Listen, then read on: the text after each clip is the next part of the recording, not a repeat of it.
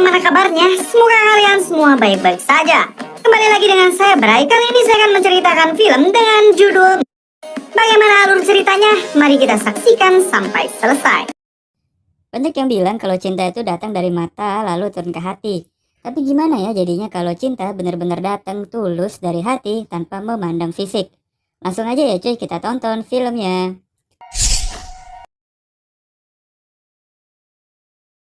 Di awal film, kita melihat suasana meriah di sebuah kampus di Korea. Sepertinya lagi ada pameran dari berbagai jurusan nih ya. Karakter utama kita adalah seorang laki-laki introvert yang agak culun bernama So. Ia pun tersenyum senang mengendarai skuter miliknya meliak-liuk melewati keramaian. Jadi, So adalah seorang mahasiswa jurusan teknik. Di pameran ini, dia membuka stand bersama dua orang temannya yang bernama Chang dan Yong. Mereka bertiga ini pun malah lebih asik bermain robot menggunakan alat virtual reality yang mereka rancang sendiri nih. Cerita pun berpindah pada seorang perempuan cantik yang jago memanah. Perempuan ini sedang bermain panah-panahan untuk mendapatkan hadiah. Ya karena jago, dia pun berhasil mendapatkan hadiah utama. Namun, cowok-cowok bersabuk hitam ini enggak terima dong. Ia pun malah ngatain si perempuan ini cacat. Ya sudah tentu mereka jadi baku hantam memperebutkan boneka. Singkat cerita, perempuan ini pun terjatuh dari kursi rodanya. Akibat terjatuh ini, kursi rodanya si perempuan ini menjadi rusak. Ia pun gak bisa mengontrol laju dari kursi rodanya hingga ia nyusruk di depannya So. Ya karena gak pernah punya cewek, So pun menjadi salah tingkah. Ia pun menyuruh perempuan ini untuk berdiri dong. Singkat cerita, ia pun memperbaiki kursi roda si perempuan ini dengan keahliannya. Kursi rodanya pun kembali seperti semula. Mereka pun akhirnya kenalan. Perempuan cantik ini bernama Jin. Karena gak enak hati, ia menawari So untuk ngopi bareng. Namun, So ini tuh polos banget. Dia pun bilang kalau dia ini belum makan, jadi dia ini gak bisa minum kopi. Akhirnya mereka pun makan bareng di warung makan favoritnya So. Tapi, warung makan ini tuh letaknya jauh di atas sana. Goblok banget gak lo? Dia pun mau gak mau mengendong Jin sampai ke atas sana coy. Untungnya, makanan di warung ini tuh enak banget. Hal ini pun membuat Jin tersenyum senang memakan makanannya. Setelah makan, So pun sepet-sepetnya membetulkan tali sepatunya Jin. Hal ini membuat Jin makin tersenyum lebar dong. Namun sialnya, kursi rodanya Jin yang ditaruh di bawah itu hilang cuy. Akhirnya Jin pun dijemput sama adeknya. So pun berjanji akan mengganti kursi rodanya dengan memberikan kartu pelajarnya sebagai jaminan. Apes. Singkat cerita, So pun kembali ke tempatnya. Tiba-tiba pacarnya Yong yang cantik ini tuh dateng. Tapi kayaknya si Yong ini tuh gak suka deh sama cewek ini. Bener-bener ya udah jelek, sombong lagi. So pun curhatlah sama Chang tentang masalah kursi rodanya Jin. Chang pun menyuruh So untuk bikin sendiri aja lah cuy. Kita kan mahasiswa teknik. Soalnya kalau beli tuh mahal dong. Mendengar itu, So pun langsung jadi terinspirasi. Dia pun berlari pulang ke rumahnya. Ternyata orang tuanya So ini tuh mempunyai sebuah toko sepeda cuy. Ia pun meminta sebuah part sepeda dari ayahnya. Ia pun lalu banyak menghabiskan waktu untuk belajar dan membuat kursi rodanya sendiri. Di sisi lain, Jin ini tuh dimarahin abis-abisan sama bapaknya karena menghilangkan kursi rodanya. Kayaknya kursi roda itu mahal ya cuy. Tapi di sini Jin malah menenangkan bapaknya buat nggak usah ngegas dong. Seminggu kemudian, So pun udah berhasil nih membuat kursi rodanya sendiri. Ia pun lalu menghampiri Jin yang lagi latihan memanah. Gokil, asli cakep banget ya si Jin. Akhirnya mereka pun ngobrol bareng dengan teman-temannya Jin yang juga tergabung dalam komunitas pecinta roda 2. So pun langsung menunjukkan ke Jin kursi roda buatannya. Terus dia berdiri dong dari kursi rodanya. Temannya Jin pun cuma bisa melongo. Pasti dalam hatinya dia bilang, anjing gue kira dia cacat cok, taunya kagak. Lebih spesialnya, kursi roda buatan So ini ada lampunya cuy. Jadi bisa kelap-kelip gitu deh kayak angkot. Untuk merayakan kursi roda barunya Jin, mereka pun syukuran dengan mabok-mabokan. So pun langsung mabok dan brak, dia pun tepar. Akhirnya So pun mengantar pulang Jin dan dia ketemu dong sama orang tuanya So. Bukannya marah, ibunya So malah seneng banget anaknya bisa deket sama cewek. Ya pasti ibunya agak khawatir ya karena So ini udah gede tapi belum punya pacar. Ibunya pun mempersilahkan Jin untuk deketlah sama anaknya.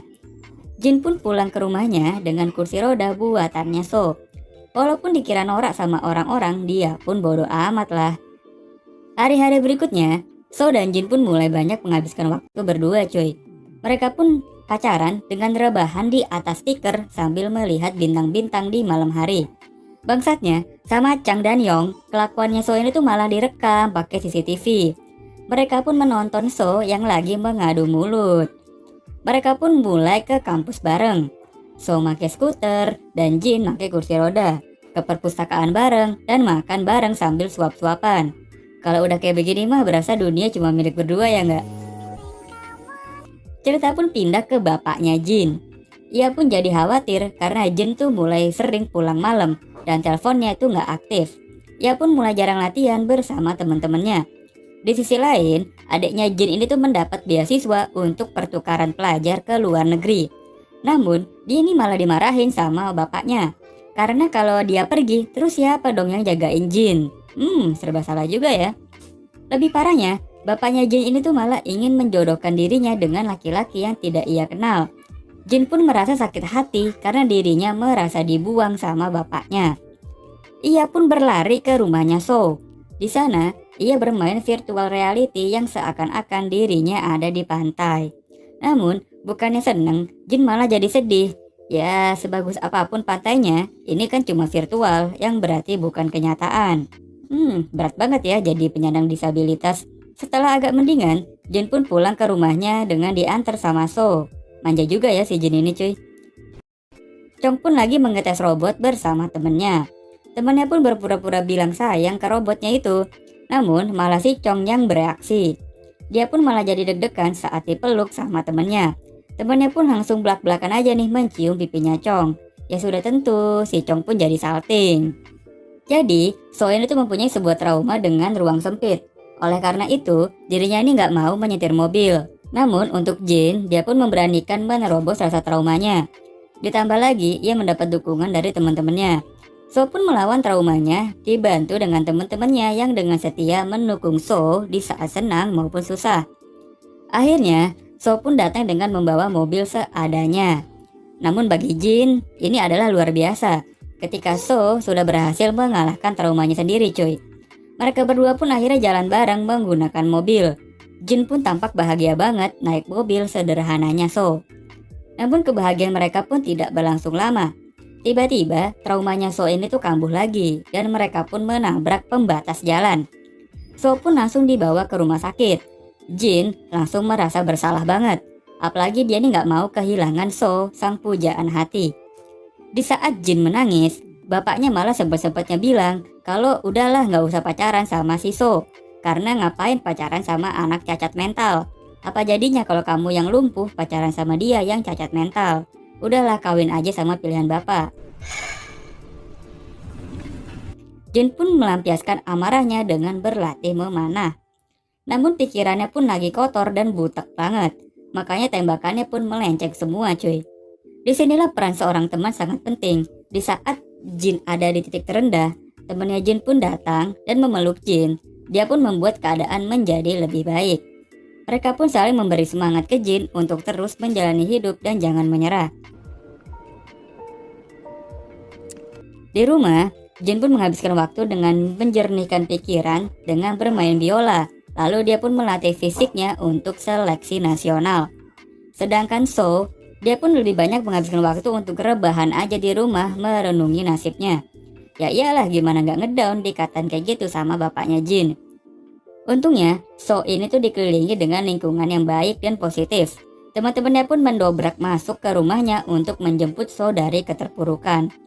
Di sisi lain, Jin pun udah mulai nih menjalankan pertandingan panah-panahan. Ya seperti di film-film lain, tembakannya pun meleset semua sampai si So ini tuh datang. Baru deh dia semangat. Film ini pun berakhir bahagia banget. Jin akhirnya menang dan terpilih mewakili Korea Selatan untuk di ajang panahan. Teman-temannya So pun semuanya pada jadian.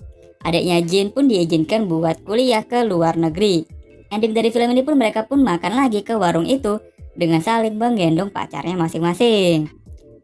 Dari film ini kita belajar banyak ya bahwa cinta itu bener-bener datang dari hati, bukan karena duit atau karena fisik. Ya gue sih berharap banget bahwa film ini bukan cuma film,